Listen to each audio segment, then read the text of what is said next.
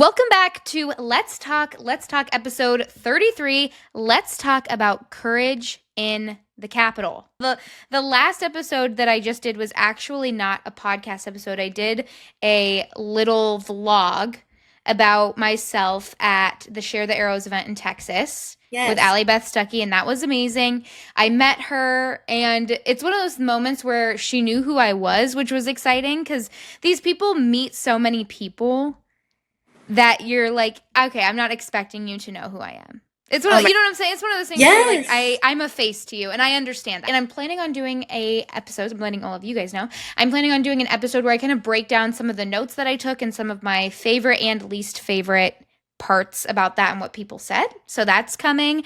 And I met somebody at that event actually who had escaped a cult. She Oh, sat at my table at the dinner before, and it just felt like a total God thing because I brought up my podcast and she was like, I have an amazing story. And then she was telling me some of it, and it was bizarre. So I also have an episode coming out with her. love it. Again, with me today, I have the wonderful Angelina. We did a video together where we reacted to your Dr. Daff episode. I can't bring myself to watch any more of those. I know they've come out with I other ones know. recently, and I don't want, sometimes I get into this zone where like, I don't want to be pissed off. Does that make Yeah. sense? Like, I kind of want to just live in a state of not knowing certain things that people are saying, and I don't want to get pissed. But then, of course, No King's Day came up, and then I was pissed already, and that has, I see that. We had one in Des Moines, and Oh, it was yeah, and I didn't even really hear about it. That's the crazy. I didn't really even know that we were having it until we like it was happening. And you just see people that you know that are there and you're wondering to yourself, what are you doing? And I saw who was it? Somebody tweeted out, America is the only place that you could have a no kings protest and then go get a latte afterwards. so true. So And I true. think it was somebody that's running for governor actually here in Iowa. But anyways, let's rewind. Okay. So, the last time we spoke, you had not moved to Washington, D.C. quite yet, correct? You were in California, if I remember right. I was Southern California. Which, I mean, already right off the bat. That's crazy too. So you were like you traded one lion's den for another lion's den, it feels like. So tell Yeah. me and the people listening and watching, why did you move to Washington, D.C.? What's out there for you and how has it been going? Yeah, so I grew up in Southern California my whole life, and I'm in my senior year of college right now, and I wanted to do something to really push myself. And there's a program with my school where you can go live in DC for a couple of months, get an internship working full time, and also do full time classes. So that's what I decided to do.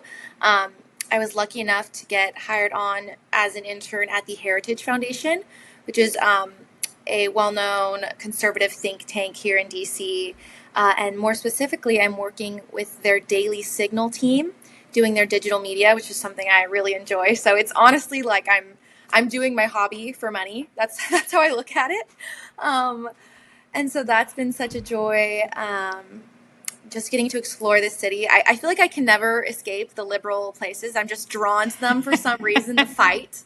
Um, but it truly has been both a very challenging and challenging, stretching, but amazing time. It's been 6 weeks, which is insane. I've Wow. been here for 6 weeks, and it doesn't feel like that. But I feel like I'm learning so much about um, myself, politics, everything out here. So it's been great.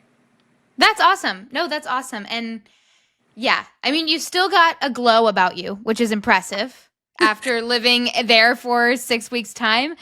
Yeah. Um, so let's do a little bit of a recap of the Dr. Daff video before we continue on. So, whatever happened from that? We talked pretty soon after that had come out. We did that video. It hadn't been out for very long.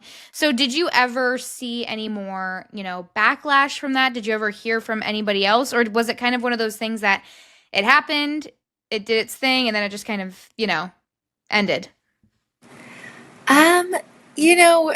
I think at the point we had talked about that video, it had been a week or two since the filming. So honestly, and maybe it's just me not keeping up enough with what people are saying about me, I don't go and Google people's responses to what I said. I'd rather protect my peace. I don't look at Yeah. my DMs Yeah. from people I don't know. So they very well could have been saying things. I think I'm a nobody in the world of politics. I really don't think after a week anybody's concerned with me being on one episode of the Dr. Daff show. Um, but I mean, since then, with other things going on and I've started posting more consistently on social media, I've definitely gotten a few random keyboard warriors. And you know Mm-hmm. what? I welcome it. I welcome the challenge. I welcome their um, responses, whether they're in good faith or not, because I think it's just a sign that you are pushing in the right direction, as I'm sure you've experienced. You know, when you get backlash, you're probably doing something right. Oh, for sure. I mean, for sure. Like, so my husband and I are actually going to run a turkey trot 5K next month. Oh my goodness. And I've never ran anything like that. I'm super excited. And I was telling my husband I'm going to get a XXXY athletics shirt or sweatshirt to wear. And I had told my friend that. My friend was like, people are going to be super upset with you there and they're going to be yelling at you. And I was like, I know. And that is going to absolutely fuel my fire. Yeah. And it goes along with what you're saying too, is it's because, and we talked about this last time, I talk about it a lot, which is my favorite Bible verse, John 15:18, where Jesus says, if the world hates you, know that they hated me first. And it's like, he's telling you, the path that you're on and the path that I'm calling you to take comes with hate from the world. And so what you're saying, oh, when I post something and I get hate from somebody for that, it kind of fuels the fire because it's like, okay, clearly I'm coming up against something that is bigger than myself. Right. Like if you're doing this full time, part time, whatever time, and you're not getting any hate and nobody's ever coming up against you, I think that you might need to kind of reevaluate what you're saying and how you're doing it and where you're coming from, because I don't think as Christians we're called to live in peace and harmony with everybody and to not get any hate. You know what I'm saying? Yeah, totally. And I don't think that this whole yeah, I love that verse. But I think some people can take it out of context where it's like I can just be a jerk, and Mm, it's because the world was supposed to hate me. You can't go and be a jerk, but if you're living a life aligned with Scripture, and if you're on mm-hmm. social media sharing your politics that are aligned with Scripture, of course you're going to get pushback. Now, if you're on social media saying horrible, mean things that have nothing to do with the Bible, and it's to get rise Yes. out of people. I can't always defend that, but yeah, when you are living a life with Christ, I totally agree. People are going to hate you for it. And the thing is, too, is we kind of have a problem as Christians where some Christians perceive what is truthful as being hurtful. And it's not. So I tweeted something the other day that before we perceived things as cultural issues, they were Jesus issues first. And what I mean by that is the Bible specifically calls on us to talk about things Hmm. that are perceived as cultural issues. So, for example, when Jesus says marriage is between one man and one woman, he comes to say on earth and says that, and that's a direct quote. We are now called as Christians to speak out on things that go against that. Yeah. But since it's the world perceives that as, oh, that's hurtful. And even some Christians now are perceiving those types of things as, oh, don't come into that. Like, don't come into that conversation. That's not biblical. That's cultural or that's political. But then our Lord and Savior calls us to talk about that. Or when the Bible says, you knit me together in my mother's womb, you formed my inwardmost parts, and talks about life at conception like that, we are now immediately called as Christians to talk on those things. I was having a conversation with somebody the other day where we didn't just decide as a group one day, oh, everybody who's gay, we just don't like that. That's Hmm. a sin to us. We didn't just come together as some cult group and come up with that. No, our Lord and Savior who died for us and who gave us a roadmap says, hey, marriage is between one man and one woman.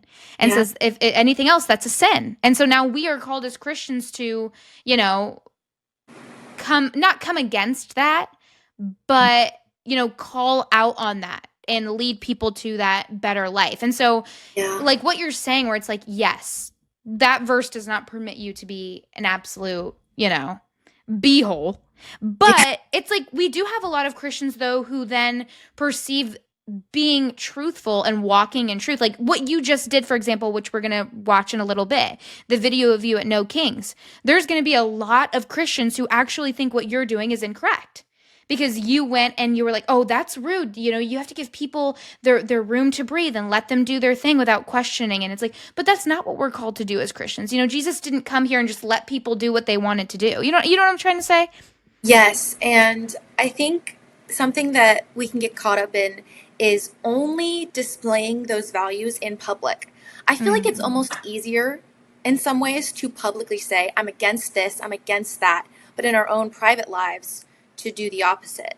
mm, And I was totally, like, sharing a small story from this past week. I was totally convicted in this area this past week because in my program, there is a gay guy who I met with one of my friends, and he was really nice and whatever. And we got to talking, and he asked about my faith. And he goes, and the Heritage Foundation.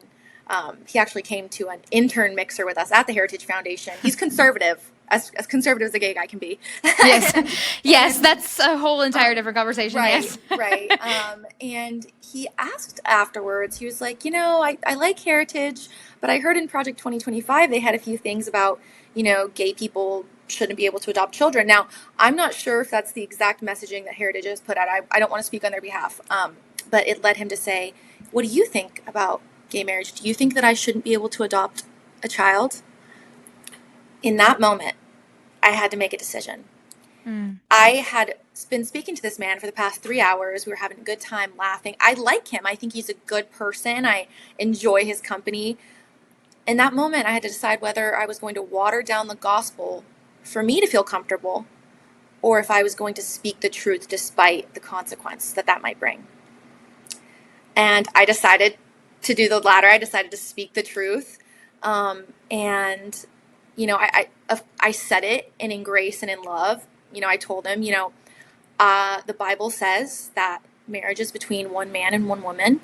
So, that's what I follow. So, no, I don't believe that, anything outside of that should happen. And no, I don't think that, gay couples should be able to adopt children because I believe in the Bible says that, children should have a mother and father. mm. And thank goodness his reaction was one of understanding. He did not blow up on me. It was a curious nature. I really, really appreciate the way he came at that. And we're still friends and we still talk.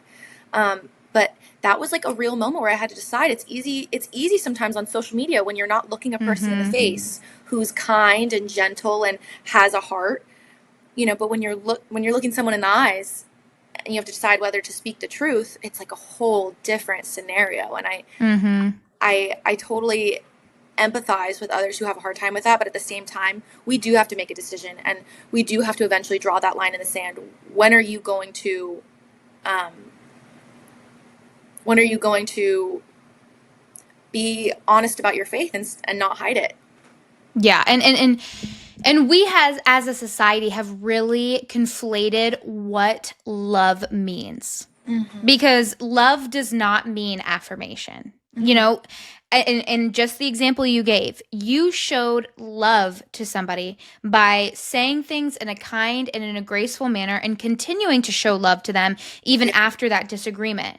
But what our society perceives as love is actually what you should have done in that scenario is affirmed him, which then goes against what you think, and that's love. And that's where, as Christians, I feel like even we're having this inward battle with other Christians. And that can be so irritating to me sometimes because, I mean, obviously, we're fallen people. We're not all going to be on the same page to my chagrin, but it's one of those things where, I wish that we could just get on the same level with the definition of what love means. Mm-hmm. Because Jesus came and he loved us so much to tell us, all of you guys are sinners and I'm going to die for you. And Yes. he wouldn't have died if love meant to affirm us where we're at. Because there would have been no point of death. Like Jesus dying, there would have been zero point in it. Because if love meant affirmation, he would have just come, been like, you're great, you're great, you're great. It would have just been, an episode of Oprah. like, you're awesome, you're awesome, you're awesome, you're awesome, you're awesome, and then just leave. But he came to tell us we're fallen, we're sinful. Here's what you actually need to be doing. Here's the laws and rules that I have for you. Here's who you should be following. And since you guys are sinful, I'm going to die for you and take that on. And so that's difficult too, is because there is an ability, and Charlie Kirk did this so well, that ability to have a conversation with somebody. Because, and, I'll be honest, I was starting to lose faith in the idea of having conversations with people who don't agree with us. Because, and I would even go on my dad's show and be like, these videos are stupid. Because I would see them, and and a lot of the videos, to be fair, just there's nothing happening. There's no, and you've been a part of one of these types of videos too, where it's opposite sides, and we were even saying in some of those moments, like, what is happening? We're not getting anywhere. There's nothing, Yeah.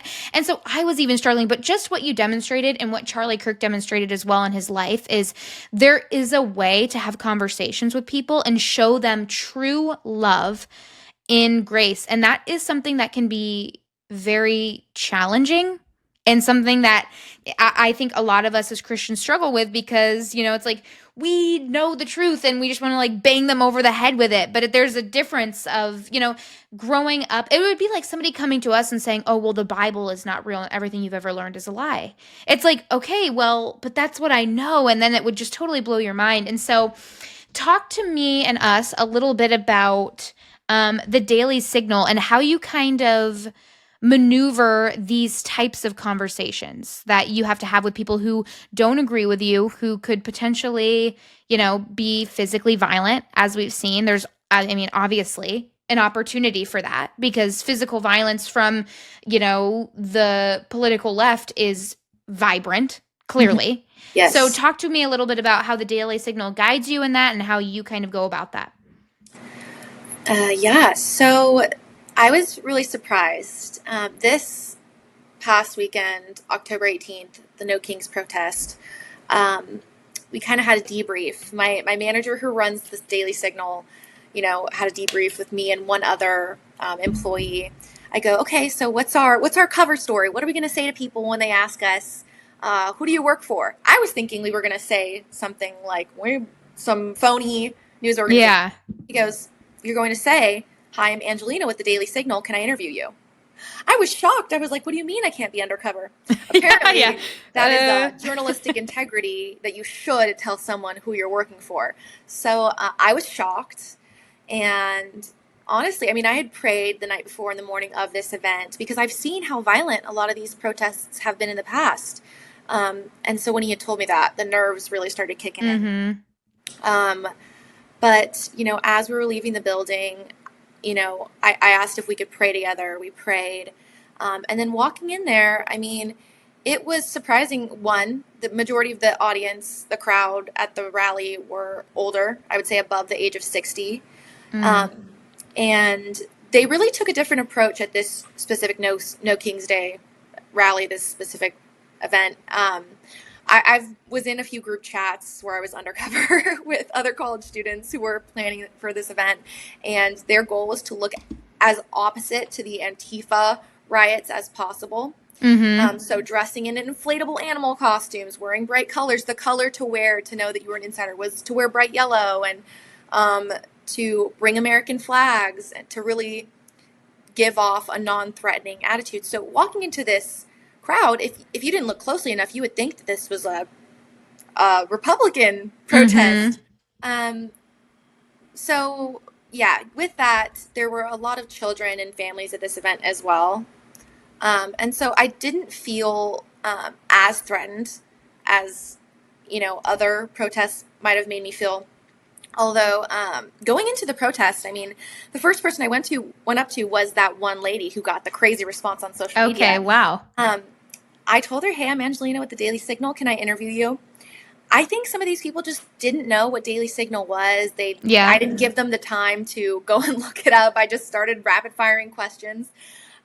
So I think that's one thing.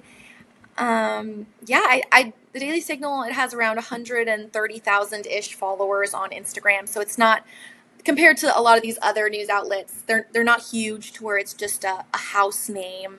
Yeah, you're not Hopefully, saying, the Daily Fox Wire. News, It's or yeah, Daily Fox News, where people Wire. would be like, red flag, red flag, red flag. So you have, which is honestly a benefit to you guys right now Yes. because you have that ability to get this kind of content and get these people talking. Where, if you're going up to them and you're like, oh, I'm with Fox News, like you said, it's like, oh, you'd be shut down for sure. 100%. And I mean, in the interviews that I was doing, I tried to make them as comfortable as possible. Um, I even like cringed when I was editing the YouTube video because when this lady was saying all these horrible things, I'm looking at her and I'm going, "Mhm." And I'm like, oh my gosh, edit that out. But the goal was to really have these people let their guards down Yeah. and to assume that I was on their side so that they would say what they truly think. Yeah. And I think our team did a great job of that. Um, and they did. They said what they thought. There were some horrible, horrible things said. Um, and I think it's exposing what we already knew, which is that the left has just fallen deeper and deeper into a Mm-hmm. pit of just justifying political violence. Um, and it's really unfortunate to see, but at the same time, I'm glad light is being shed on this because so many people say that's not true. Majority of people on the left don't think this, but really, honestly, I think at least 30 to 40% of these people do think Mm-hmm. the death of Charlie Kirk was okay. They do think murdering people who they strongly disagree with is okay. And that's a scary. Yes. I mean, so many things come to mind while you were talking. I mean, first off, props to you for even doing that because, that's the type of, when you get on the internet like that, that's like a permanent digital footprint at that point. When people Google your name or Google the Daily Signal and start to look into things, you're on there. Yeah. So there is no more, and not that you were before, but now it's really you're not hiding. You're there and you're proud. And so props to you because, you and I are younger and I want people who are younger and even younger than us to see more people around their age saying these things and doing these things unashamed because that's how we get not only people to vote, which is important, but people to say I want to live unashamed for the gospel of Christ and for the Yes. truth. So, first off, thank you for doing what you're doing and continuing to do so. Secondly, yeah, to your point, of course, the lady didn't know about the Daily Signal because I feel like a lot of these people on the left don't do their research quite as much as we do Mm-hmm. or watch kind of the other side as much as we do or having for example even like one of the first things that comes to mind is like libs of TikTok on X.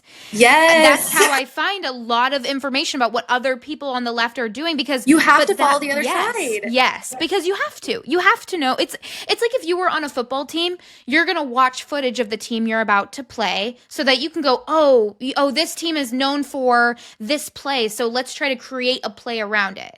So and that's something that I've heard a lot too is conservatives were great on defense and then when we get into an offensive position, that's when things get a little bit rougher. But again, a conversation for another day. So, why do you think it is? And I don't really even know the answer. So, I'm asking your genuine opinion.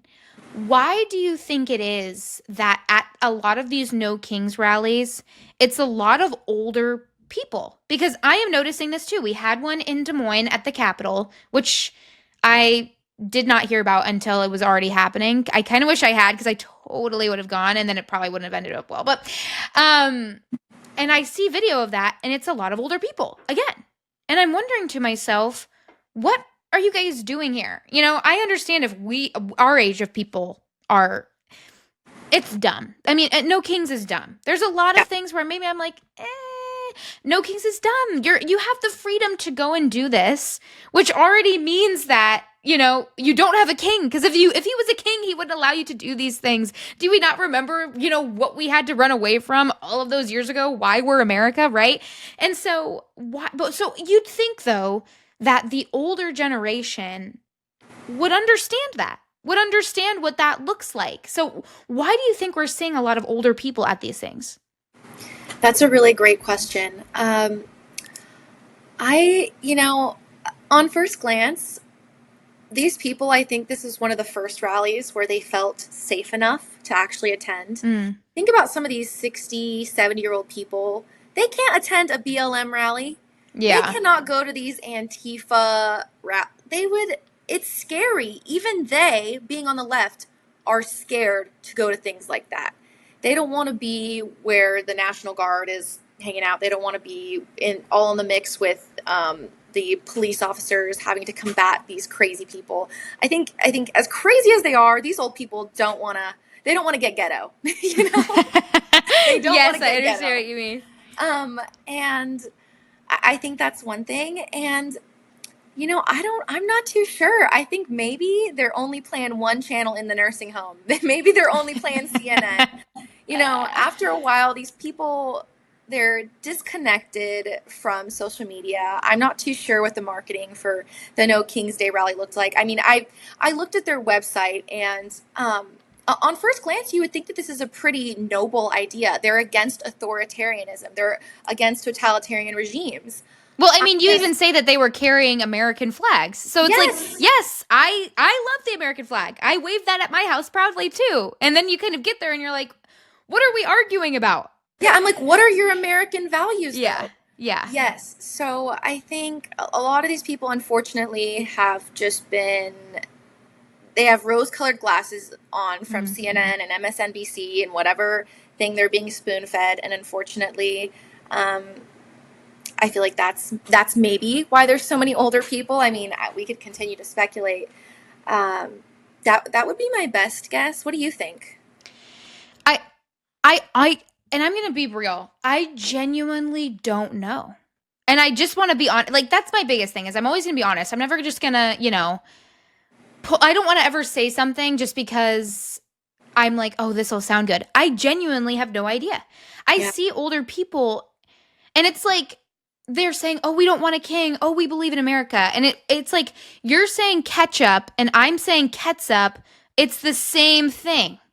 You're Yeah. saying tomato, I'm saying tomato, but at the end of the day, it's still there. It's still the thing that we're eating. You see what I'm saying? And so Mhm. and then you go up to a lot of these people, as I'm sure you know now, and they're saying things that they define as him being a king, but he has in every right to do so. And I think maybe it throws them off a little bit because, I mean, especially this presidency there are things that I'm seeing that directly affect me. And I don't know if part of it is because now I'm an adult. And so now I'm kind of seeing some of these changes, but directly are affecting how we are moving and how we are working as a society compared to honestly, even the last time, like culturally, that I didn't see as much. There's a lot of things where last time you didn't see a lot of the rhetoric that they're using now, standing up for what marriage means, standing up for against transgenderism and all of that. And so I think they see his boldness and his message as and you have to think too, we had a freaking awful president before him who basically did nothing, who was essentially dying, and that's not even a joke. And I'm not even Yeah. making light of his condition. It's serious. He's basically, like suffering from disease and Yeah. they basically saw him just sit there and do nothing and I wonder if maybe they compare the two and to them this seems like a regime that's just crazy off the handle because he's actually I don't know speaking to the American people and doing what presidents do versus Joe Biden, who never spoke to us, never really did much. I can't really point to like one cultural change other than he just made us basically like rainbow mania. But that wasn't even from him. He didn't even tell us that. Yeah. And so I think there's a lot of that too. But it disappoints me because younger generations we're taught respect your elders, we're taught look up to people who are older than you, follow their guidance, follow what they say, listen to their advice. When you need advice on something, you're usually guided to somebody who is older than you or Yeah. who has been through that experience. And so it makes me sad to this younger generation that's coming up because they're seeing people like their grandmas and grandpas at No Kings rallies and they're like, grandma and grandpa, why are you doing this? And it doesn't make any sense. Yeah. Well, our older generation is being indoctrinated. My poor grandmother, devout Catholic, when I speak to her on a personal level, she's like, I don't agree with abortion. I don't agree with this. I don't agree with that. But some way, somehow, these news outlets and media is able to Mm, just capture them in a way and speak so hyperbolically that it makes these older people think in a way that is totally untrue. It's almost elderly abuse. mm, It's the media is just. I think our older generation, they come from a time where you could actually trust the media. You could mm. trust what you were reading in the paper. You could trust what you were seeing on a screen, or maybe they hadn't realized the lies yet that can be put through the media. And so that generation still hasn't come to understand that there is an agenda being pushed from the left, and they've just continued to go with what they're saying. That's my best guess at what's. That's a good point too. That's a really good point too about the news and all of that. Well, and this is the thing though too is part, and I want to be careful how I say this because it's not all. It's like I know that people are like all of the people on the right are crazy and Nazis and all of that. And there are some ridiculous people who say that they're conservative Republicans, and I'm like, get away from us. Please don't talk to me or have anything to do with this because you're ruining it for the rest of us, right? We know who we're talking about. Like we can all think of one person, right? But I would say the majority of the left is demonic and engaging in demonic behavior. And I hate to say that because Yeah. these are people, but they are engaging in demonic behavior. When you have women who are clapping and shouting and praising abortions, that's demonic. Yes. When you have people who are ripping children away from their mothers and defining that as a happy gay marriage family, that is demonic. It's demonic behavior. And and it kind of reminds me of in the Bible when Satan is testing Jesus. He comes from a place of emotional strings, of pulling from emotions, pulling from the Bible and distorting it, but pulling on his heartstrings. Well, isn't God gonna, pick you up if you fall? Like, if you throw yourself off of this cliff, won't he grab you? And that's emotion. He's trying to pull us from his emotion. And so when we're talking about this too, I think a lot of the left's messaging comes from this weird emotional pull.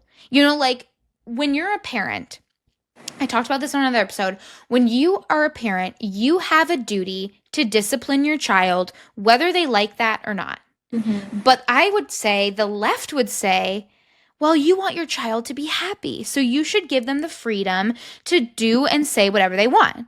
If my daughter came to me and said, Mom, I'm a boy, I am her parent. I should guide her no matter what she feels about it. If I am guiding her according to what the Bible says and what the truth is, and that's the key, if that's the rock I stand on, I do not care what your emotions say. There are things that we were even talking about, modesty, for example, in the last podcast that we did. And you were talking about, yeah, there's a lot of clothes that I'd love to wear that I think would be super cute. That's your emotion. But you're saying, but the rock I stand on says I need to be modest, and so I'm going to do that. Is that what my emotion is pulling me to do? No, because we have a sin nature. But the Yes. left would tell you, dress how you want, girl, feel good about yourself. And I think that's kind of the battle we're having too, is because we are dealing with a bunch of adults who want to, again, be affirmed or loved in their definition, and the left's messaging comes from such an emotional pull. Yeah. So we see abortion as save both of these women, like don't save the baby's life. Give Mm-hmm. that baby a chance. Don't let whatever happen to you save that baby's life. They say, well, you're ruining the woman's life. You want their life to be ruined. And they're just yanking and yanking and yanking. And so maybe kind of what I said and what you're saying and all of this kind of go hand in hand in a sense of this older generation feels an emotional responsibility to the younger generation. And so when they hear things on the news and their emotional, heartstrings are being pulled, they feel like, oh, I need to go and help the youth and stand up for them and take care of them, when actually they're literally hand in hand with probably killing some of these people. Yeah. Yeah. I hate to say that, but It's true. I mean, we watch people, be, killed from abortion pills. We know that that happens. We watch little children who, you know, cut off certain of their body parts and they never get those back and it kills a part of them. And this older generation is in part of that. And then you have an older generation who knows the truth, stands on the rock and foundation of Christ, and doesn't do anything about it.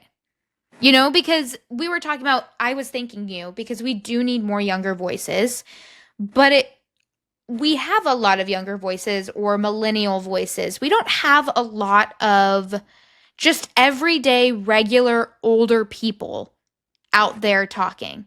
But we have a lot of them who are kind of trying to nurture this emotional response. Is what I'm saying making sense? Do you agree, disagree? Yes, it makes sense, and yes, I agree. And to build on that, I think our oldest generation, maybe they're not understanding the depth of the brokenness Mm, of the millennials, of the Gen Z. We have a whole generation of children who've grown up without fathers. We mm, have a whole generation of millennials who come from divorced households with broken families. These people don't just need an older person, they need a mentor. They need somebody to pour into them, pour that wisdom into them. And whether it's older people not being willing or the younger people not seeking that out, it's not happening. We have a whole, like you said, group of people who are just catering to their emotions because they don't have someone saying to them, no, your choices mm-hmm, should not be based on your emotions. They should be based on fact. They should be based in something greater. They should be based in the Bible. And I think that's part of why so many young people are just reaching in every direction for whatever they can have their identity in because they don't have somebody who they can really look up to and admire from a strong marriage, who's strong in their faith, who lived a noble life to say, I want to be like you. I want you to pour into me. mm. It really isn't happening for most of us, which is so sad. Well, we have a whole generation of youth who are growing up kind of like when you're younger at a bowling alley and you put those little, guide rails up. But we Yes. have a whole generation of youth who are being thrown onto the bowling alley, no guide rails, and they're saying, hit a strike right now. Yes. And that's what they're being told. Oh, you have to hit it. You have to do this, you have to do that. And I always have seen the Bible as those bowling alley guide rails where it's like you toss and the Bible, you are the ball and you're going down the lane. And the Bible is there to guide you in the direction that you need to go. It is there for you. And those words, it's like when people say, the Bible has so many rules or it's so dictating or, it's all of that stuff. But there's a lot of rules and everyday things that we follow regardless to help save our lives. Like when Yeah. we see a stop sign, we stop at an intersection at a stop sign so as to not literally die at the intersection, and we follow said rule. And coming back to the parenting example too, what kind of parent would I be if, I just let my daughter eat whatever she wanted all of the time and however much of whatever she wanted? She'd be unhealthy, she'd be unhappy, she wouldn't feel good, but maybe it made her happy in the moment. Maybe Mhm. she felt good and she had a huge smile on her face. And yet, I, as a parent, need to go, well, sweetie, I'm really happy that that makes you happy, but I don't want you to throw up, or I don't want you to not feel good, or I don't want you to be overweight as an adult. So I'm going to guide you in that direction. And we just have a lot of people who are being fed all of the emotion, all of the time without what are the repercussions from that? Mhm. What will happen when we're all emotion all the time and no rules? And that's kind of what we saw under Biden as well. It was all emotion all the time, no rules, and you had just the craziest crap happening. Oh yeah. Just the other day, I was reading an article that kind of recapped what Biden was saying. You know how Donald Trump designated um, Antifa as a terrorist organization, and more information is coming out on just the gravity of what they've done. One case being a police officer getting shot in the neck. Mm, Um, and for the entire Biden administration, he literally said, and I quote, Antifa is not an organization, it is an idea. He gaslit the American mm. citizens into thinking that Antifa wasn't real, that there wasn't this group of people going around causing chaos, stirring up issues, and that they weren't organized. And I forget the point I was even trying to make, but it just goes to show, yeah, the emotion that Mm-hmm. no, these protesters are peaceful. It's mostly peaceful. People just want to advocate for their rights. It's human rights. It's it's they want dignity. They want to be Americans. Whatever the issue was, they didn't want to say the facts because the facts are hurtful. But it Yes. doesn't matter if the facts are hurtful. The facts are the facts. Yes. And how do you feel about people on the left calling us Nazis? Yeah. Well, I literally just read a comment on my Instagram that this guy said, "You aren't a conservative, you're a fascist."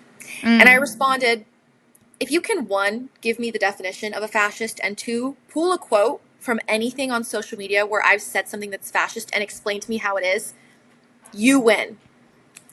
But the one thing is they've diluted the meanings of these questions. Things like you're a racist, you're a bigot, you're a fascist, you're a homophobe. These things have all gotten so watered down. Now the true meaning of these things, there's they're not being used in the correct way. So when I hear the word Nazi being used to describe the most moderate conservative ever, it's just it's comical. And I would encourage anyone who's hearing that to dig into that. What have I said or done that's equivalent to a Nazi? Because they're really, I don't think they remember what the Nazis in Germany did. Do they really understand? What are you equating me saying Mm-hmm. to what the Nazis did? Please explain. And I think quickly their arguments would just fall apart because I was talking to somebody about this. It's a tactic to get us to shut up.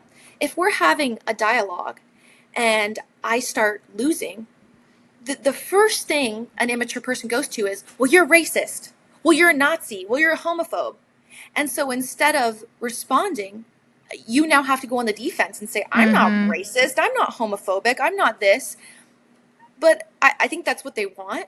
Mm-hmm. And so now when they do those things, it's like, Yeah. okay, you're either not worth the conversation or I'm just going to ignore that. Because at this point, those words unfortunately, don't mean a thing now. If I'm Yeah. reading, this person is a Nazi in a story headline, I can't even believe it anymore. Yeah. And I feel like it wouldn't I feel like we have to, before we watch your video, we have to talk a little bit about Charlie Kirk because I think that he has everything to do with, you know, the video that you did and the conversations people are having. I'm seeing more and more big conservative names who weren't doing these types of things. Now it feels like there's a renewed fire within them and they're just jumping into the lion's den and having conversations with people. Whereas, for example, Michael Knowles, I just saw him at a doing a college tour with, I think it was TPUSA, and he was answering people's questions and I was like, I haven't seen him do a video like that in like 4 or 5 years, right? And you're seeing these people. And so the reason I asked you that about Nazis is obviously because that's where we have come to as a society, is if you don't like a conservative, call them a Nazi and equate them to that so hard that mentally ill people and demonically influenced people will start to believe it so much that they feel like that is what they need to do, what must be done. I mean, my dad said on his show, if there were truly Nazis here, like that was true, like this was, re-upping again, things were going, we as American people would of course take action. We're like, oh, we know what that looks like. Let's, honestly, let's be done. Let's not do it. And there's Yeah. only really one way to do that, which is to eradicate that. And that would be fair because we know those people are evil and they will murder other people and that what they did was awful, so we should be done with that.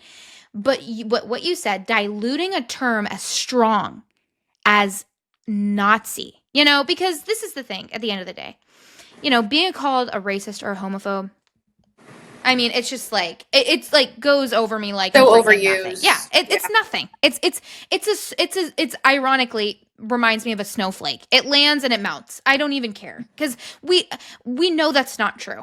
You know, I we it just and homophobe is a completely totally made up term that is stupid. But anyways, but when somebody says things like Nazi, that to me is so on a different level because you're not saying like, oh, you know, you just don't like this or you just are afraid of that. You're saying that you're equating me with something so awful and evil in Yeah. history Yeah. that it's so evil that we all agree it if it were to ever happen again, it needs to be eradicated. And so not only are you saying it's one thing to say, oh, you don't like black people or oh, you're afraid of gay people, but to say I need to be eradicated. That's what you're saying when you call somebody a conservative that a Nazi. You're saying I must be eradicated. That is on such a different level of any of the terminology. And now you have people on the left coming out, well, you know, big wigs on the left, they never said that. Like, it's just some of us crazy people. I saw a clip from Piers Morgan Uncensored, which I literally had to stop watching because it affected my mood so much that I would be in an awful mood. But I saw one clip and it was of one of the younger just hacks. It's not Parker or Dean, it's the other one that I always see. And you know the trio, it feels like. And he said, well, you guys can't name any bigwig conservatives that equated Donald Trump to a Nazi. And the other girl on the show said, oh, yeah, October 2024, I'll read you this quote from Kamala Harris. And she reads the quote, and it directly equates Donald Trump to being a Nazi. And it's just like, where is the accountability for your people? You know, when we have people who say crazy things on our side, I see a lot of people from the right hold them accountable. Yeah. You know, we can go back and forth on Candace Owens, but when she says crazy things, which she has, we hold her accountable. I see people on the right go, I'm holding you accountable. That's crazy crap. Yeah. There's no lack of accountability from No, the right on the right. no. There's literally no lack. I've seen cancellations of people on the right from other people on the right time and time again. Candace Owens being a perfect example. She was let go of the Daily Wire. She's a conservative person, but she was no longer, allowed to be associated with them due to things she said. Mm. So, yeah, I totally agree with you. There's no lack of accountability on the right from the right. I cannot see the same thing on the left. They either ignore, divert, or they justify things that are being said. Zoran Mamdani, perfect example. This man took a photo with one, an Islamist radical extremist, and two, one of the are they the Central Park Five? One of the Central Park Five people. He took a picture with them. People were obviously very disturbed because the Islamic extremist is connected to 9/11. He went to the same mosque as many people who were convicted of being associated with 9/11. He said multiple things that are just absolutely insane, jihad, all these different things.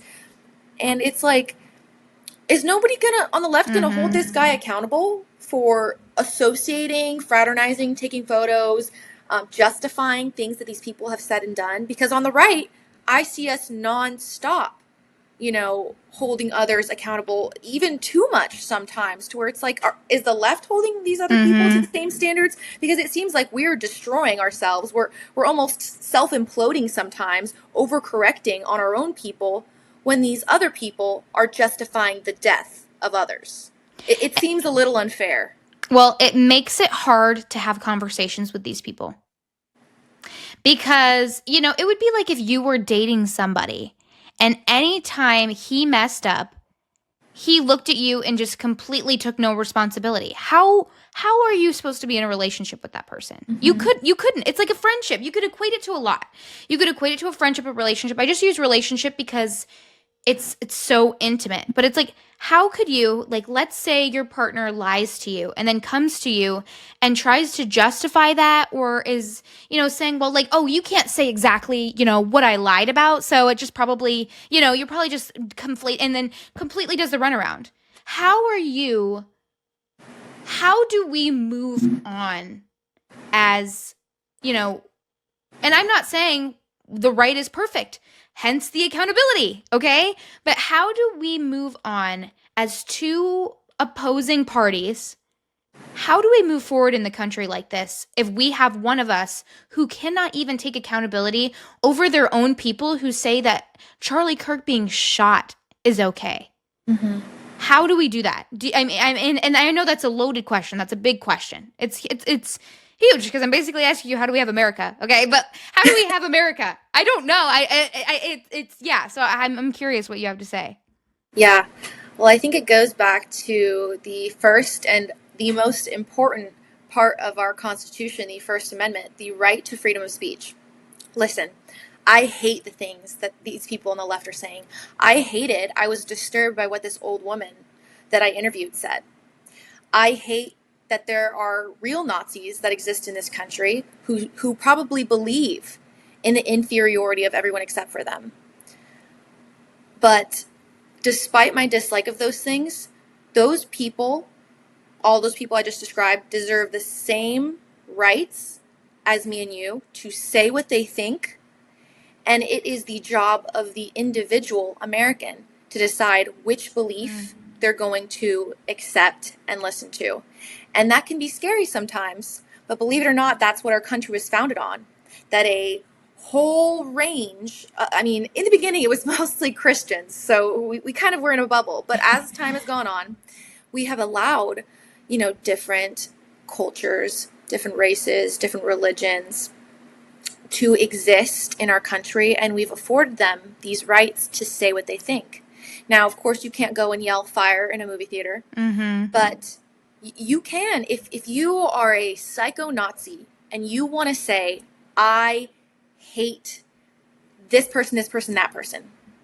I disagree with what you're saying. I think it's horrible. I hope that you learn the gospel and that people in your life hold you accountable. Um, but you have just as much a right to say those things as someone on the left or as somebody who's moderate or this, and that. Because the moment we start policing what people can and can't Mm-hmm. say, we no longer have that freedom. Who's going to get to decide what's extreme? If people on the left are deciding what's extreme, anybody who's far of center right, they're going to say is a Nazi.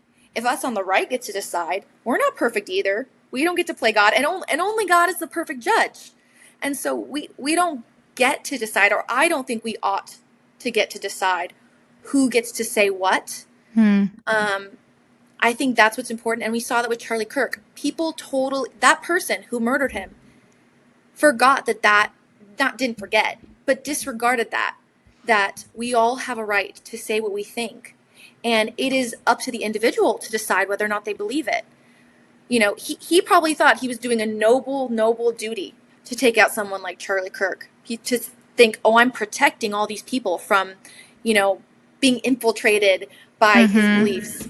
But you're allowed to choose for yourself. And most rational people are going to, steer away from these absolutely crazy ideas.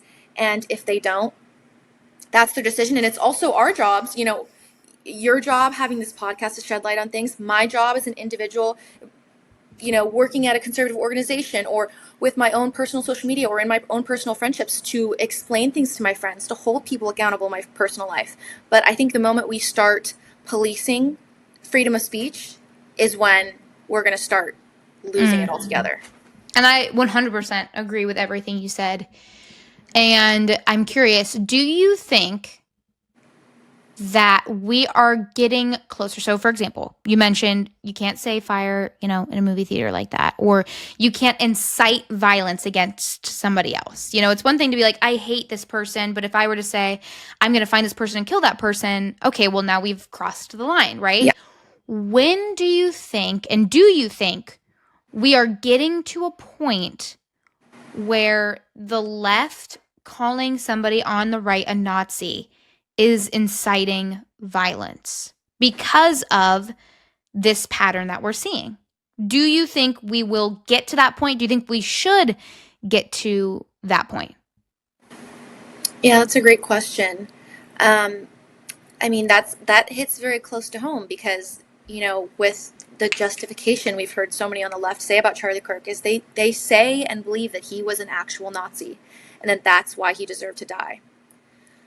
I And I think mean, we both agreed too. Like if there were real Nazis right here with us, like in front of us right now, right? Like we start to see this kind of begin again, right? We would probably believe that those people should be eradicated. and, You know? and my question is, when we say Nazis, is this people saying beliefs such as, Mm, they are the Jews are inferior? Is this people just saying their beliefs, or is it people acting on it? Because I feel like that's acting on where it. we have to. Okay, yeah, and so that goes back to the crowded movie theater thing. You can say what you think, but the moment you're inciting the violence, that's Exactly. where we have to nip you in the butt. And I one think Hundred that percent agree with people that. on the left who say that we're Nazis think that we are inciting violence. So Yes. that's why I ask, are we getting to that point where the left coming at us like that, or coming at us and calling us Nazis specifically? I don't Mhm. care. Call me racist, call me, I don't really care. But calling me a Nazi when we can agree, a lot of humans can agree, if we had Nazis act, and that's a good stipulation. I appreciate you saying that. We had Nazis acting on their beliefs, they should be eradicated. We both agree with that. But they're saying we are that. So, will we get to a point where we think, and do you think that that means they are inciting violence and that is not okay? I think in a way, yes, them saying that we are Nazis and them actually believing that, in a way, yes, it is inciting violence. Because if they truly believe that, and their justification is that anybody who does disagree with me to that level should be eradicated, that is inciting violence. However, I think the application of this is the hard part. Mm, Because how do we decide the consequence for that? If somebody calls me a Nazi, how do I decide the consequence for them exercising that belief that they have? I think that's where I have a hard time. It's mm, not that I don't think it's harmful what they're saying and that it can lead to real violence. It's that I don't know a way that is constitutional and that is not going yes. to disturb their rights in some way. That's where I have a hard time um, answering this question. Because even, and it's totally just food for thought. I totally just, it just, because what It's we a were hard saying, question. it's like, because it gets to a point where it's like, will it get there? Because Yeah. I'm kind of seeing the car turn that way. Because it would even be different if you're saying to somebody, you have a Nazi ideology.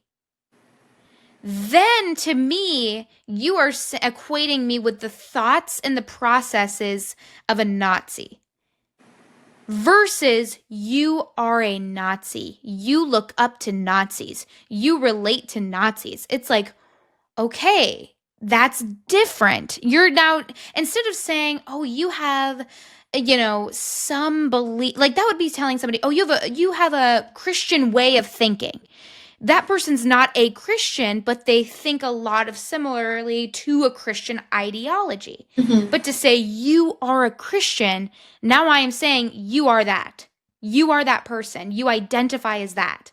Versus, oh yeah, you remind me of a Christian, or you say a lot of things like a Christian.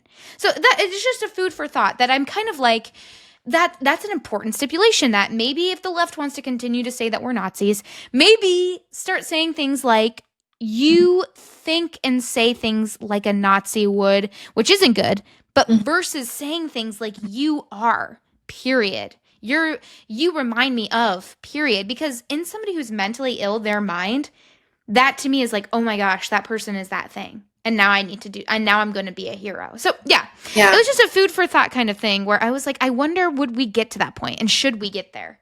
Yeah. And just as I was thinking right now, I in the famous Johnny Depp versus Amber Heard case, Johnny Depp is suing Amber Heard or the newspaper, I forget which one, or if there was two different ones, for Yep. defamation. She basically said that he sexually assaulted her, and Yes. he was suing because she damaged his character because of that. Yes.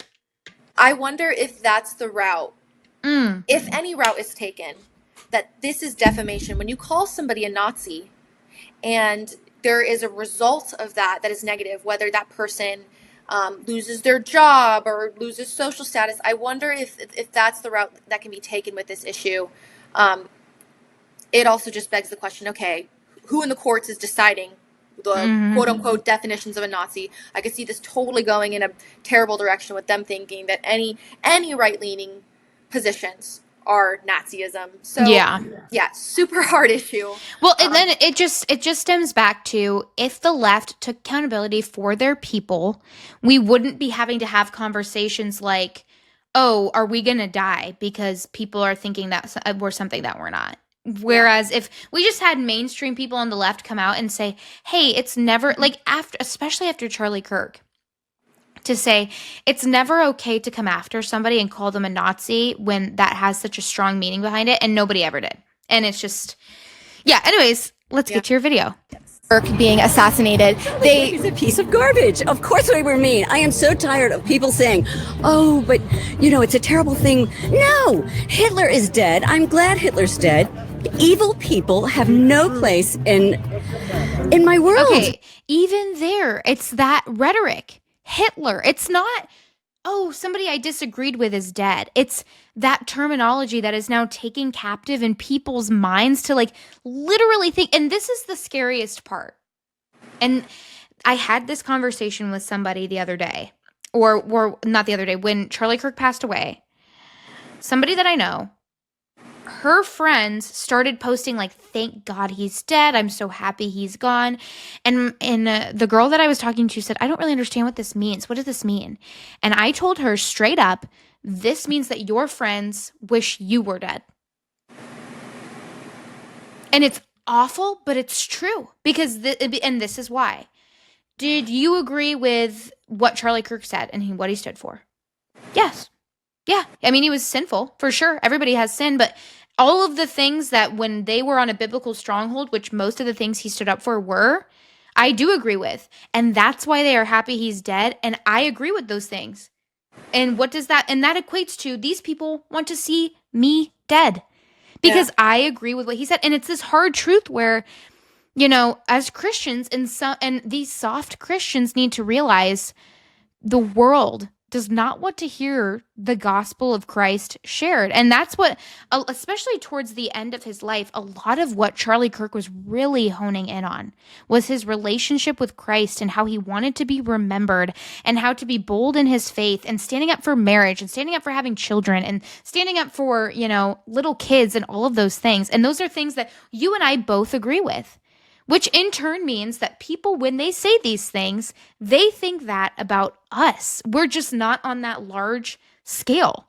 So how does it feel when somebody is literally right there with you, basically saying, because and I don't want to speak for you, I'm just assuming that a lot of the things that Charlie Kirk stood for, you also stand for. How does it feel then to be looking in the eye of somebody who wants you to be dead? And that's an awful question. And I hate that that's even something that has to be asked, but it's true. I think in that moment, I didn't even fully Yeah. grasp it, because I'm putting on a persona for this woman so that she can continue to say these insane things. But it definitely carries a weight. And after this day was over, I mean, when you hear things like this, to a normal person, it weighs heavy on you. Mm. And in the days past that filming, I still feel the weight of it. It's extreme sorrow that people like this genuinely believe what you had just described, that somebody who holds the same values as Charlie Kirk, someone like me, deserves to die, and that they would justify that. It's a scary thing. And even in my own program that I'm in right now, I'm with a bunch of other college students, and I'm sure a few of them know what I'm doing. And I've already dealt with a few people, but they truly believe that I am evil. They believe that I deserve to die. And what you were saying earlier just hit the nail on the head. These people are under demonic oppression. And I literally I posted a tweet this morning. I'll keep it short and sweet. But basically, every single week, a bunch of people protest outside of the Heritage Foundation with megaphones. And they say all these things. Well, this specific time, somebody filmed them protesting, and they were speaking to two African American guards standing at the front gates. This man was calling them every racial slur in the book. He was just saying the nastiest, most disgusting, most horrible things you can say to another human. And he was saying it with a smile on his face. And I truly believe that if you can look another human being in the eyes and say such horrible things with no remorse, you are under demonic oppression. You truly are. Because a normal human cannot say and do things like that without feeling shame or guilt or remorse. You know, especially someone who's walking with Christ. You can't go and say something like that to someone because you know that's your brother in Christ. Why would you speak to them in that way? These people are under demonic oppression. And it's hard to understand that because when you look at this woman, she looks like a nice person. She looks like a sweet older lady. You'd see her in the grocery store and you wouldn't bat an eye. But that's the thing. It's like wolves in sheep's clothing. These people are your everyday Americans. They are walking around every single day and we wouldn't suspect it. But the devil comes out when he wants to come out, and these people for some reason are so charged on this one thing, and because they hate to see the light. Charlie Kirk, they don't realize it, but he was a light in this world. He stood for biblical values. And so when we're outspoken about those things, it just irritates them to their core. And it's because the devil hates the light. He hates the truth being spread. And so these people just get so riled up on these issues. And I hope that they will come to realize and get out of this because it's a terrible place to be. I mean, what a miserable thing to wish death upon somebody. What a miserable thing to think everyone on the other side is just evil. I don't think that about everybody on the left. I have friends and family members and people who, yes, I think their politics are stupid, but I do not think that they are horrible people. I would never think that they deserve to die. I know you think the same. And that's just the difference we need to realize is, like, this is not a fight against flesh and blood. This is a fight against the spiritual realm, the principalities. You know, I'm butchering this Bible verse, but I'm sure you know what I'm talking about. This is a fight against the spiritual realm, and that's what we need to see it as. This is not just me and this lady conversing. This is darkness conversing with light. I'm not saying I'm the light. I'm messed up sometimes too, but when we speak boldly for Christ, this is the result. So, quick yes or no question. Have you ever wished death upon anybody on the left, or the thought of them dying has given you happiness? No. 100% no. And actually, I work in a conservative organization in California. I was in the office when we found out Joe Biden was diagnosed with cancer and it was disclosed to the public. Not a single person in the room expressed any joy. It was the exact opposite. All of us were like, that's horrible. I feel really bad for him. And I even saw some remorse for people who like me, 100% accountability, when there were the stumbles or the falls, laughed. For sure. Because in that moment, you're thinking like, oh, geez, Louise, silly, silly, silly. And then you hear something so awful, like, you know, a cancer diagnosis on a human being, that it's like, okay, I need to take a second and realize this isn't very funny anymore. This isn't, oh, just a little trip, you know, and when you're with your friends, somebody trips, you're going to laugh. But it's like, okay, this is something serious. And it's like, and I ask you that not to be rude to you, but to shine a light on the fact that I have never in my life, I cannot stand Gavin Newsom with like my whole being. Yeah. Cannot. Because he's so well spoken and everything he says is awful, right? Yeah. But if it came out tomorrow God freaking forbid that somebody decided to take that man's life. That would be an awful, awful thing.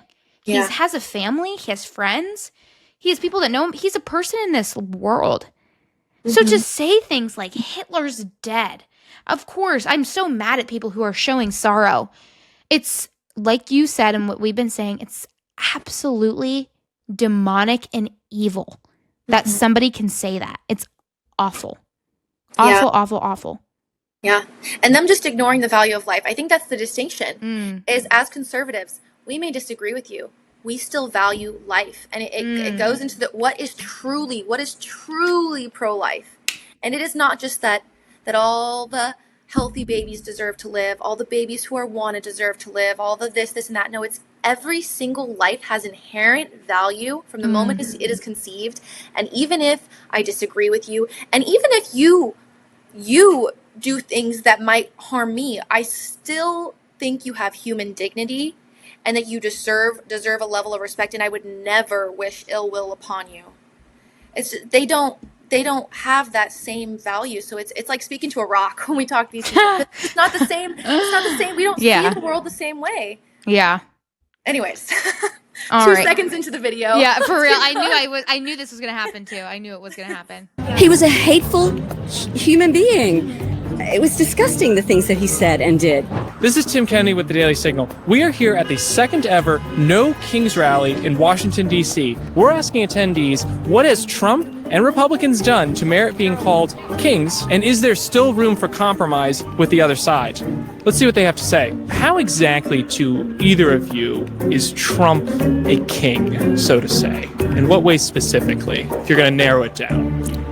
I need time to think because I have so much. I keep up with so much. So For sure. there's just so many statistics that I can sit here and give you so many answers. I need a lot of But time to think. So we'll maybe move on to the next one, then.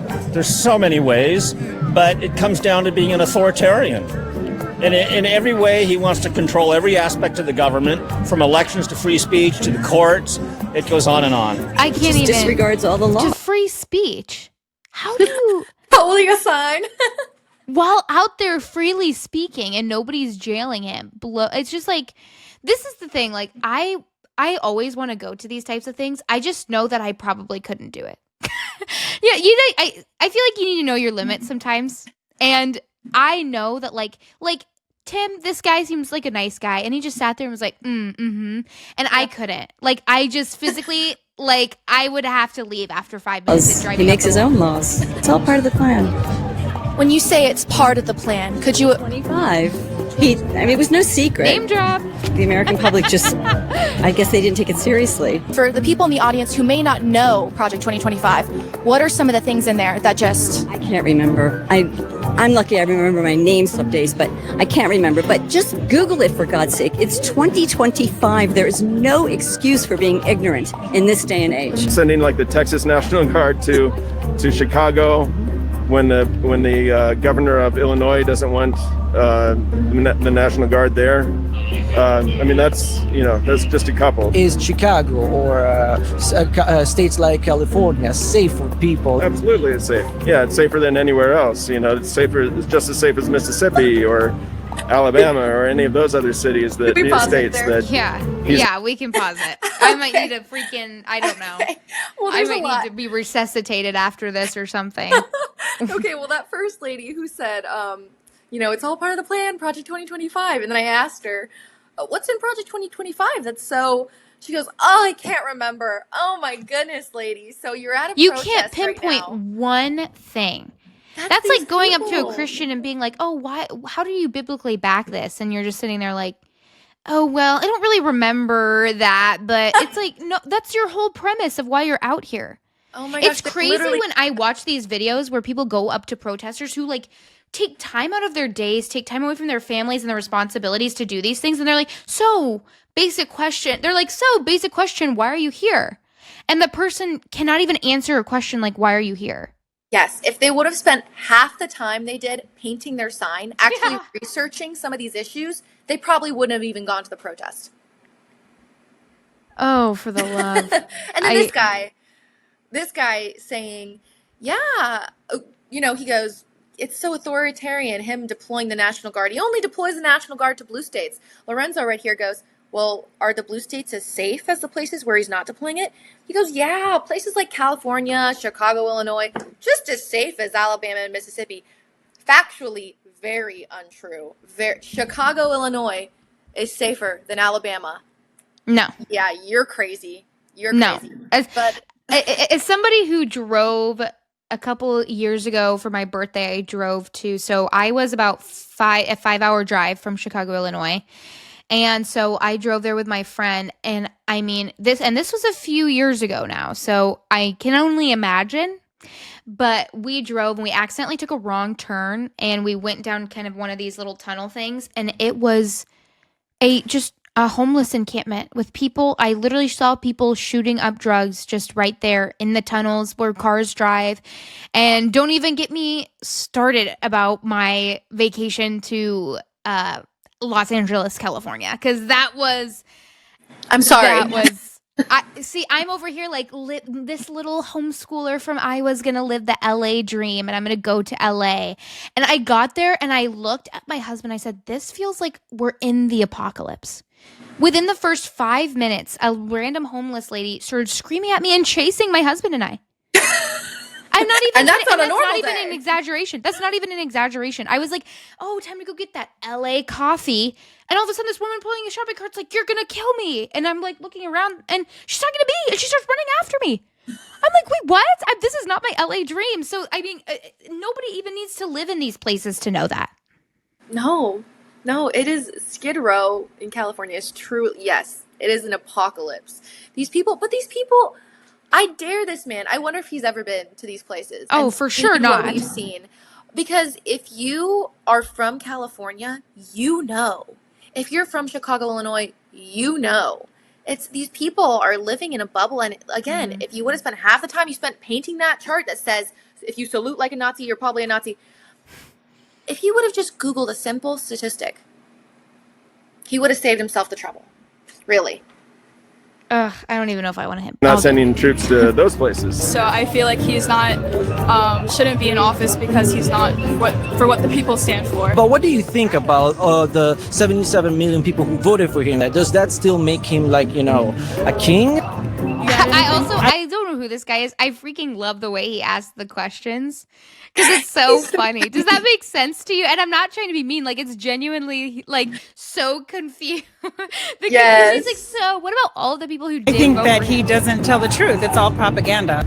If you look at the popular vote, Also, the mask is He said when Lorenzo right here asked him, "What's your name?" He goes, "Oh, I'm not doing names. That's why I have the mask on right now. My employer doesn't want me to be here." He was fully going incognito for this situation. okay. Well, he didn't do very well because I'm assuming if I'm the boss and I'd be like, I see. I'd be like, Tim, is that you? Why are you wearing a mask? You know what I'm saying? the Democrats, well, not this past election, but in prior elections, the Democrats have won the popular vote. And it's only been because of the districts that the Republicans won that Trump got in power. So the first time, this time it was an exception, but The sign with Malcolm X on it. I have to ask you, why did you choose the Malcolm X sign? What does that represent to you today at the No Kings protest? I think it's too hard to just say in one sentence, but I live here, I'm not going to stand up and just let people take over my country and let it be a hateful place. We might even need to be a little bit meaner. Maybe we have to, stop being so nice. Because you seem like a pretty nice lady. I'm a pretty nice lady, but I can be pretty mean too. I see. What is meaner than killing somebody in front of their family for what they're saying? What's meaner than that, Angelina? About nothing. Like, let me tell you really quick. This is why I can't watch these videos. Because I will, and I already know after we're done, I'm going to be in an awful mood the rest of the night. No, we will. We pray. I rebuke that. Pray. And I've got to go record my Christian radio show after this from my cute little town in Iowa. Thank God. I honestly, thank you, Lord, for putting that on me tonight because I need to be able to go do that after this. But we might need to get a little meaner. I don't really want to see what that looks like. Because right now to you guys, it looks like killing somebody with young children who's not even 10 years older than me and celebrating it. Yeah. I mean, what is meaner than that? Because if you can get meaner than celebrating and rooting for somebody's death and leaving behind their children, I don't want to know what that looks like. I don't want to know what being meaner looks like, because I would say you're pretty mean. That's pretty mean to literally sit there and praise somebody who's leaving behind, what is it? I think it's a 2-year-old and a 4-year-old without a dad. Toddlers. They're going to have no memories of their father. They're way too, maybe the 4-year-old, maybe. I mean,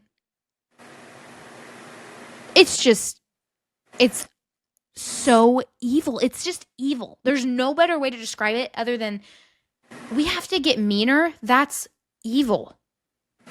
Yeah. It's awful.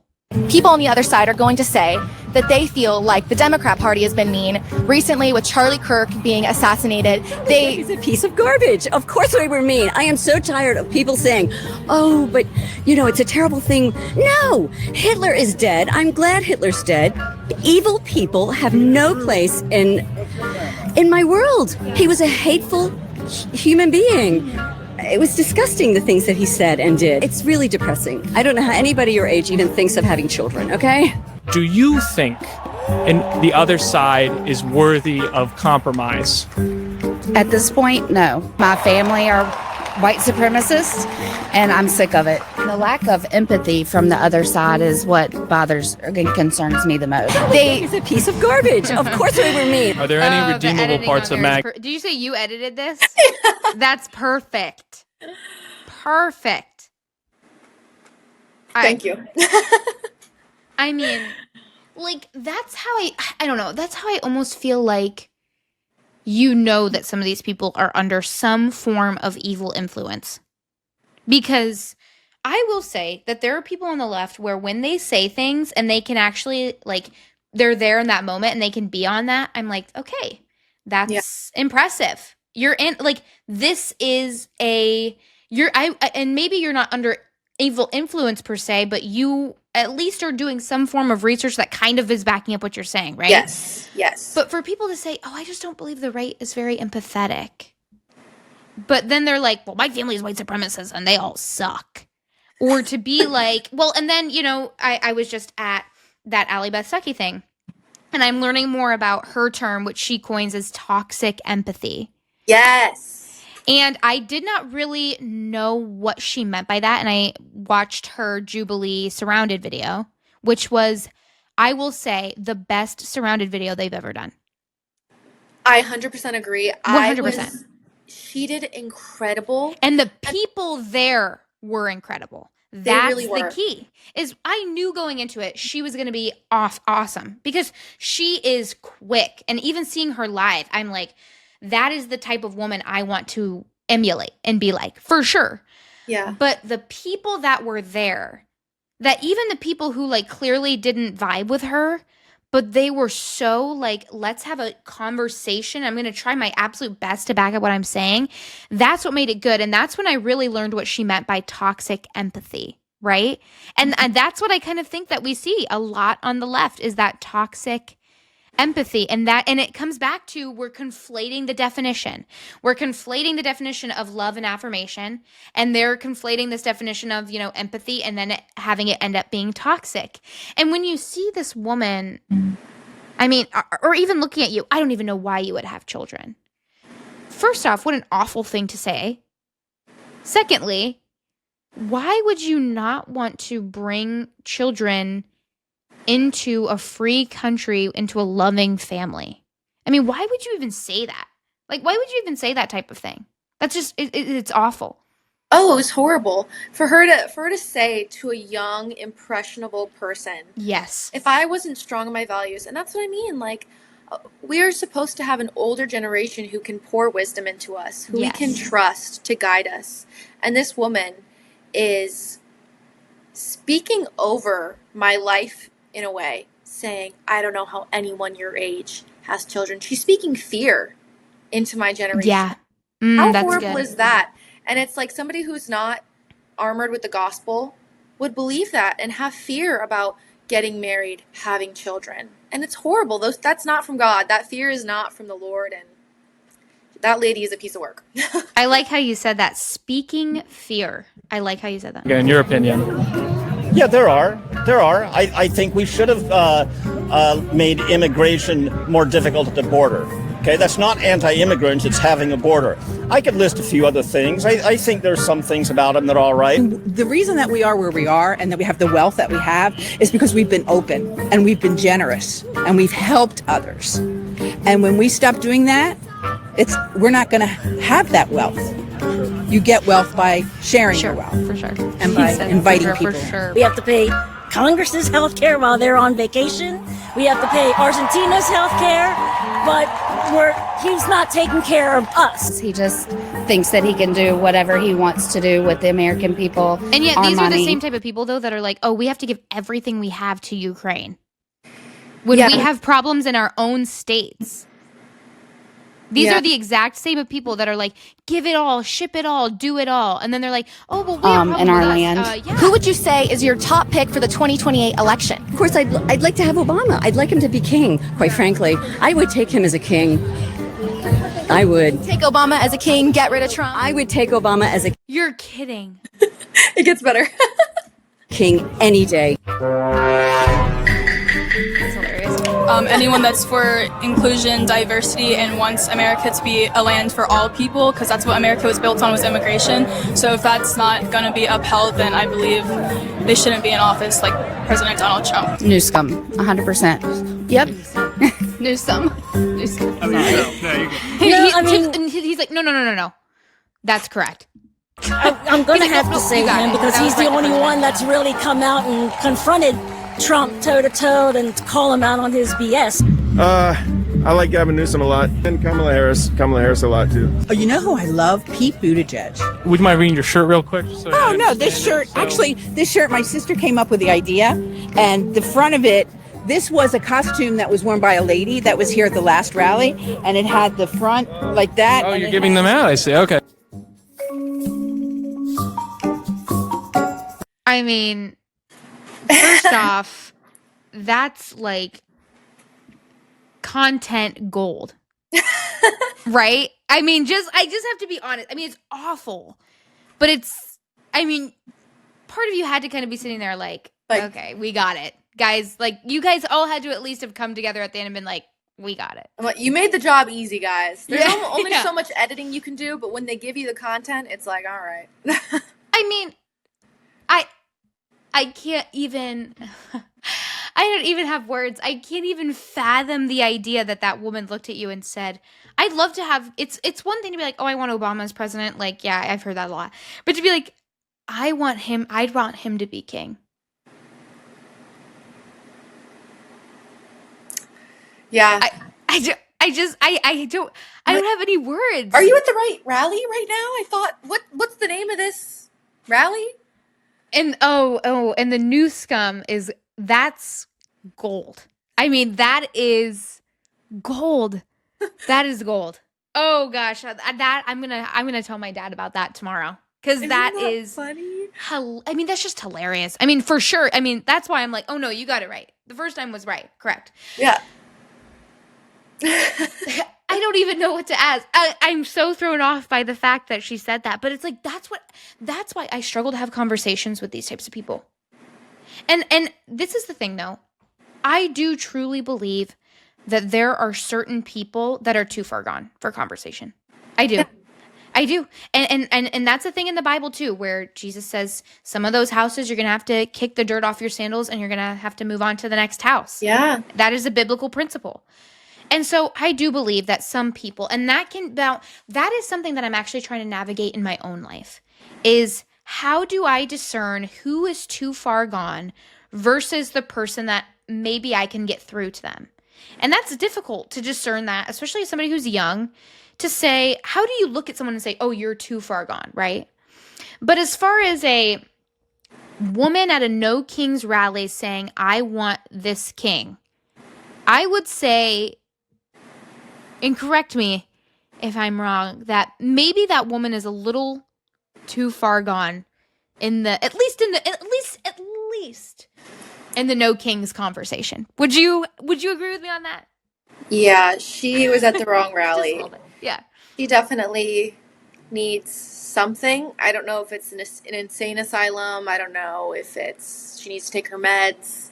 But I think she's had one too many shots of Botox, a few too many facelifts, and that she I mean, and with needs some of to these get people, back to you can basics. tell it's just a spread of misinformation and lies, like what you were saying. The CNNs, the MSNBC, people who are just like sitting in front of their, and maybe that's it too, the indoctrination of, I don't have a job, I'm retired, so I'm sitting in front of my TV 24/7, and this is all I'm watching. I'm basically being freaking Marvel Avengers, eyes held open, indoctrinated, like Bucky was, you know? So it's like, maybe that's kind of what we're saying a little bit.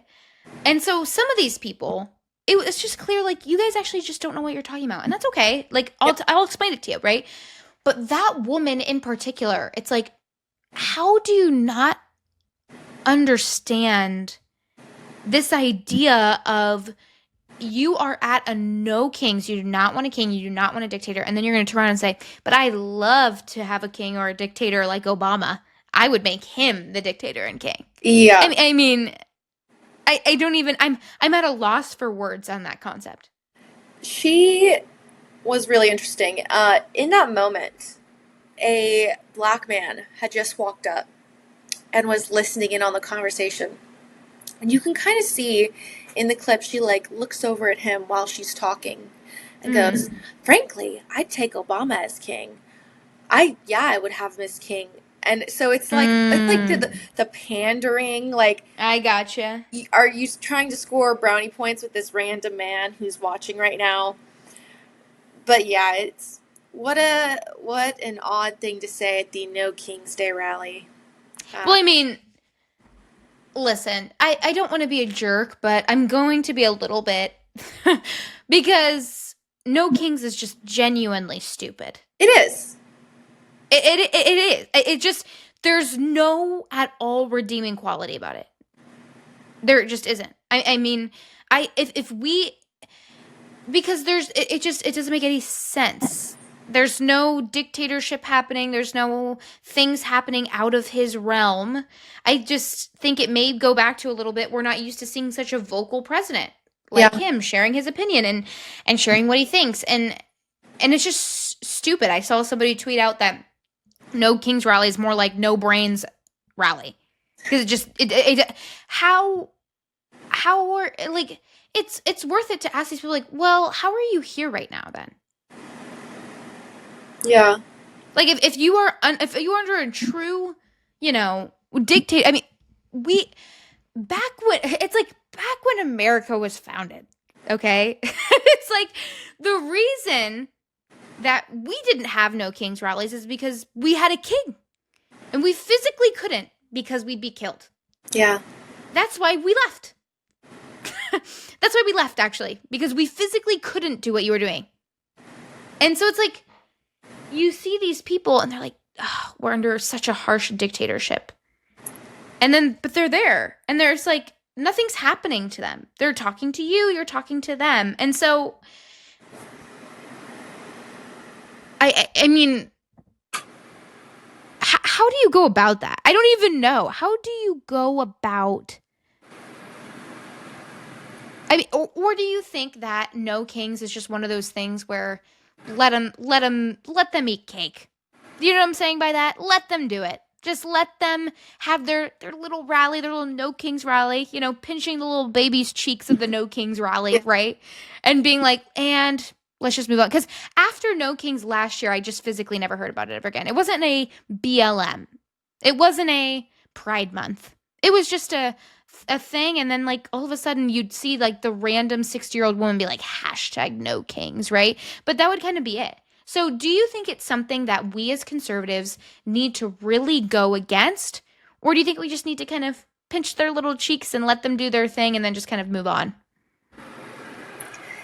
That's interesting. It definitely is like hilarious, and maybe because this one is just so. A lot of these people, I think they just truly don't know why they're there. I almost Mm-hmm. felt bad asking half these people questions because you could tell they didn't know. They didn't have answers to half these questions. You could hear, I don't know, I need more time to think about it. I'm not too sure, or let me get back to you on that. It's like, oh my gosh, you poor thing. Just why don't you just stay out of politics altogether? If you cannot articulate why Mm-hmm. you're here protesting, maybe you should stay at home and figure it out first. That's maybe the safe thing to do. Um, but also, I mean, I think we do owe it to ourselves to like take these things seriously because they try to justify. This is the No King's Day rally. Arguably, this is one of the most tame leftist situations they have going on. You know, that we didn't see in DC at least, the mass burning down of buildings, Mm-hmm. small businesses getting broken into, cars, property being destroyed. So in a way, it's like, yeah, okay, that's cute. Do your thing. If they're going to protest, I'd rather it be in that fashion. But also, it's like, are you guys so ignorant? Are you so in your own bubble that you don't realize that, again, the watering down of words? Authoritarian, a king, being a dictator, these words have real meaning, and they Mm. actually do exist. They exist in places like North Korea, where people have no freedom. People are starving to death. Mm. Christians are not allowed to exist. We see it in places like Nigeria, where the mass slaughter of Christians is happening, where you're not allowed to say what you believe. We see it in places like Palestine, where these ridiculous people in America who, um, the Queers for Palestine, try that. I dare you to try that over there. I triple dog dare you. It's like, no, it really does exist. Authoritarian regimes really do exist. A lot of these places do not value democracy. They don't care what you Mm. think. They don't care if you have your own set of beliefs. And I wish they would understand that and channel their energy to that, because there really are people being persecuted for their beliefs. There really are people who don't have a voice. There is sex trafficking that is insane and disgusting, and these people don't have a voice.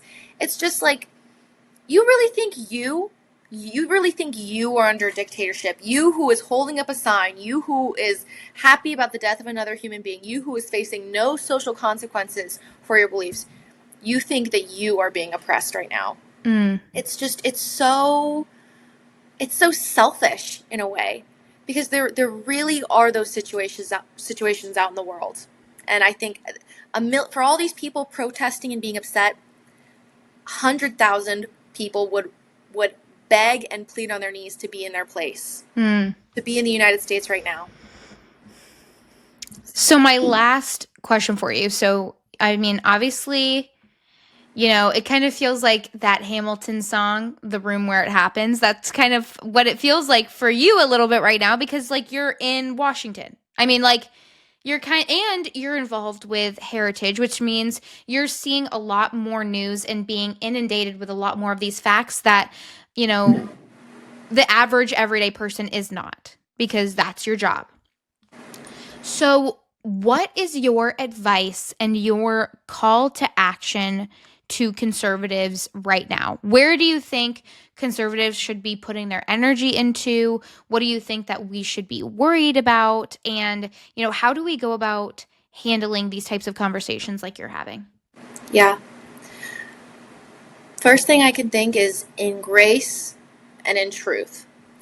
Not everyone has to be a social media figure. Not everyone has to be screaming these things from the rooftop. That there are people who God will place in those situations and make them successful in those situations. But for just as many political commentators that we have, we need strong and principled conservative Christians who are doctors, who are lawyers, who are working in our government, who are our firefighters and our police officers and our nurses. We need those people. And I think it's just the time that we're in, especially with the death of Charlie Kirk, is just resounding the idea that whatever you have been called to do it with integrity, do it to the best of your abilities, because that is the most important thing we can all do. And I think in our honestly, the best thing that each individual conservative can do is yes, at, yes, it's important to advocate and to vote and to do all these things, but no amount of advocacy, no amount of bills being passed and Democrats being taken out of office will replace what is happening in the home.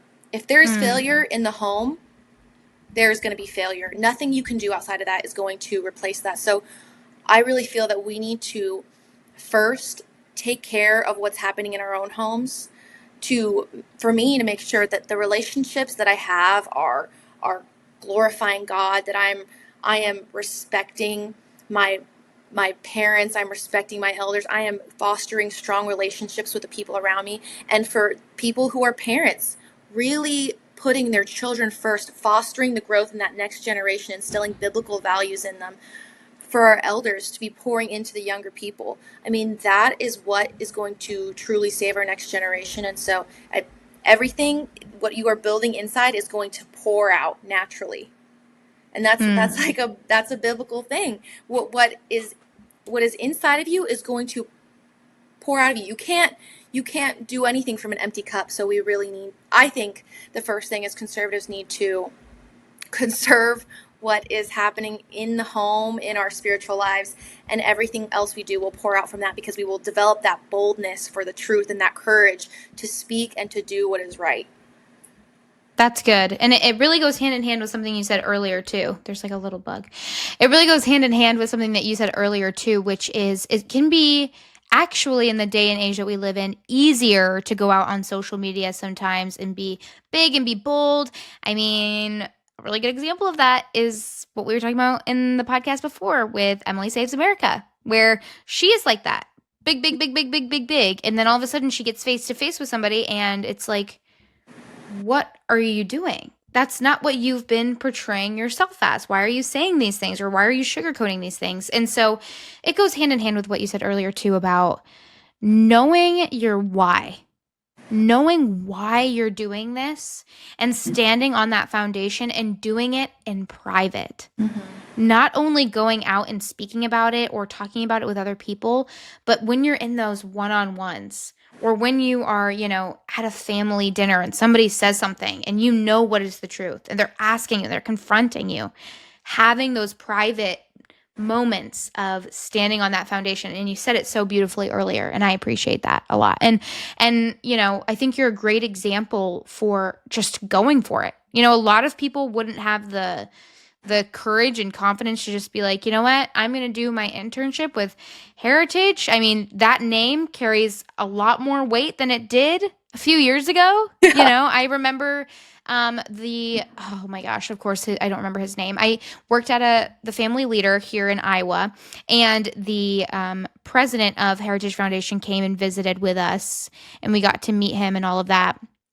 And I'll never forget, and I don't know if I'm supposed to say this. I'm just going to say it anyways.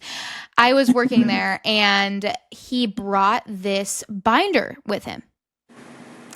And he said, hey, I want you guys can take a look at it. Anybody wants to. It's called Project 2025. And he was like, we haven't come out with it yet. It's not really a thing yet, but we're just trying to get it around, like trying to get it to certain people. And it just hadn't come out yet. It was just something that he was kind of bringing to, because the family leader is like a conservative Christian organization here in Iowa that does a lot of stuff. Like we have presidential candidates come, all of that jazz.